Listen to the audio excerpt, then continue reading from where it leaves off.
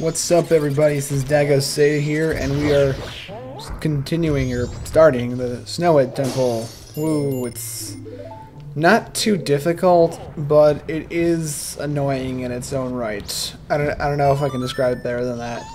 First of all, you might notice that there's a lot of stuff that's frozen, which hints at you need ice arrows. Also, Gorons are lava proof if you didn't know that yet.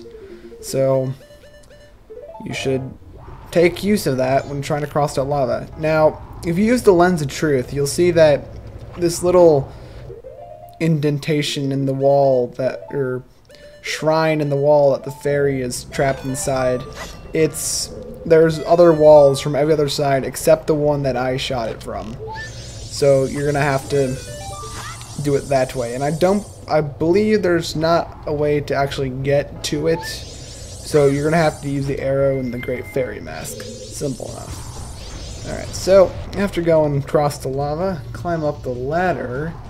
And while I'm waiting to climb up the ladder, I'll have to say, just a few minutes ago, I finished recording some pretty cool song, or mini song, that I wrote for another video that I'm gonna do on a different channel. But I'll leave a link to it if I ever upload it.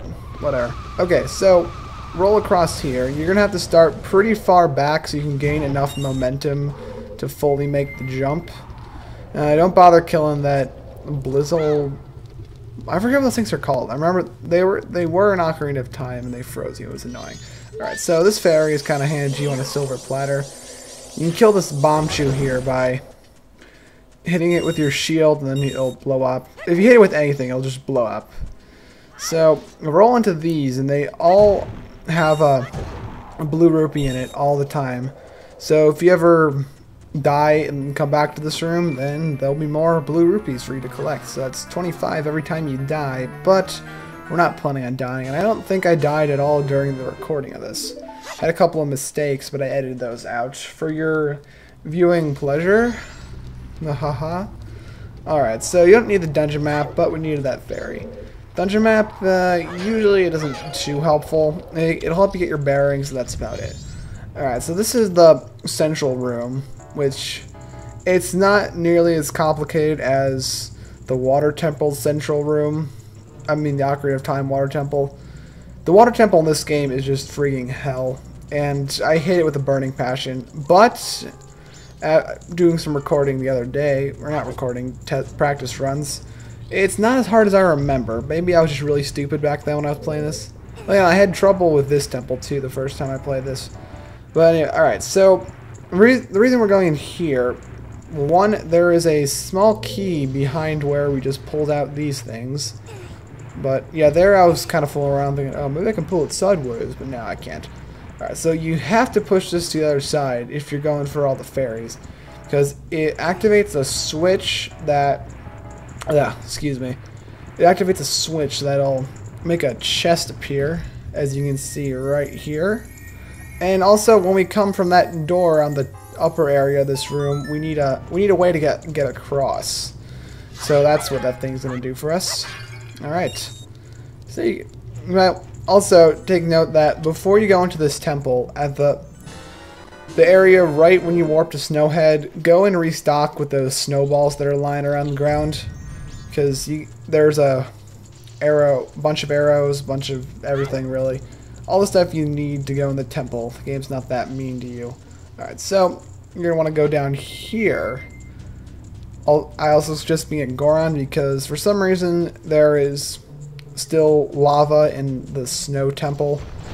I don't know. I don't understand it myself, but it's whatever. And I also believe that only Goron form can push down that switch. But you shouldn't have a reason to go over there in any other form because you'll hurt yourself in the lava. And this here seems like kind of a predicament with all these red bubbles just flying around. I can't seem to get to that chest. Yeah, just shield yourself. Though they work similar to the blue bubbles too, where that if you block them, it'll knock away their aura, or whatever you want to call it. I call it an aura. Aura, fire, whatever. Alright, so we're going to use that small key to go and open the door that was in the first room, and a shortcut to get back is just to do that. Aha. Goron power right there. I've noticed that the Goron seems to climb ladders a little bit faster than human. Maybe not, but to me it seems that way. Input responses below if you agree with me, or completely ignore me and be like all those silly viewers who don't even comment, try to help me better my videos or whatnot. Alright, so here is another somewhat useful thing, is the compass. And just like the dungeon map, they give it to you on a silver platter. Unlike the first temple where everything was, you had to fight something to get it. And there I was messing up with that whole inventory screen. Not as bad as it seems though. Also, take note of that box up there, or that crate, because we will be coming back to it later. But after we get the temple's item. Alright, so similar as our way going into the mountains, you have to shoot down some of those things, and they take 2 shots. And I'm just doing that because I want to collect all the rupees and stuff too while I'm at it. And even though after I finished doing this, I forgot to go to the bank and deposit them anyway. And for some reason, after you hit it the first time, you have to wait for it to finish shaking off all the ice on it. So be careful not to waste an arrow. Though really, you shouldn't have to run out, or you shouldn't run out. You have plenty of arrows, and you don't really need them that much. But whatever.